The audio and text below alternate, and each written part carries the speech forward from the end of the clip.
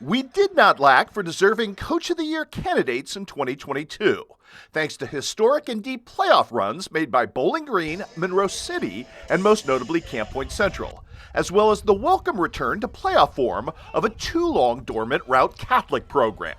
And as such, we would certainly entertain your arguments on behalf of any of the very accomplished gentlemen leading those programs. Absent a state championship winning narrative, however, the most captivating season storyline to our minds proved to be the reinvigoration of Macomb, not just as a football entity, but as a sports-crazed community. A measure of the credit here must go, of course, to Bree Rexroth and the Lady Bomber volleyball squad, which continued its powerhouse climb into the statewide consciousness with a thrilling road win at QD and a deep sectional run. A phenomenon that certainly stoked excitement Monday through Thursday in McDonough County. Friday nights, however, proved the community boiling point on Bomber pride. Modest preseason expectations snowballed quickly in Tanner Horrell's second season at the helm after a string of 4 straight impressive blowout victories, setting up the Bombers' most meaningful football game in a decade as Prairieland's standard bearer Farmington came to town for Week 5. Now, turning point opportunities of this magnitude are rare in football and often accompanied by a disappointingly stark lesson in reality for the upstart. But not only did the Bombers meet the moment here, their 58-7 dispatching of the Farmers sent shockwaves across both their conference and the state of Illinois writ large, that the renaissance taking place in Macomb was wholly legitimate. Buoyed by a validated sense of confidence from that signature win, Macomb would go on to run the regular season table to claim both a conference crown and the school's first undefeated campaign since 1989. A Week 10 playoff victory over QD extended the history here, creating the first double-digit win total in program history.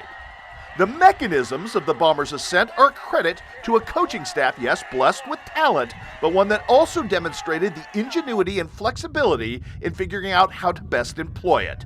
Tanner Horrell's offense averaged 41 points per game this season, maximizing a strong receiving core and the arm talents of 3-year starting quarterback Jack Duncan, who would supplant Phil Bradley, no less, as the most prolific thrower in Macomb history. That established the injury return of Max Reiner, and his re-implementation into the run game was the true line of demarcation offensively between 6 wins a season ago and 10 in 2022. The same holds true of Dave Wilson's defense.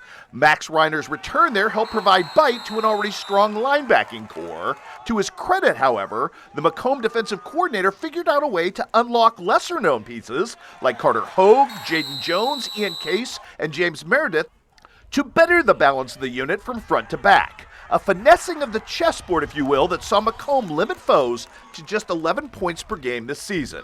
Again, all of this in just this staff's second year together.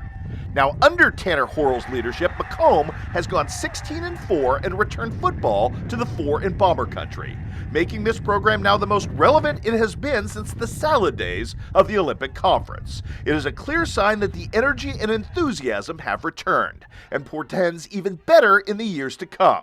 And considering how low things had been, the turnaround in play here has been nothing short of remarkable.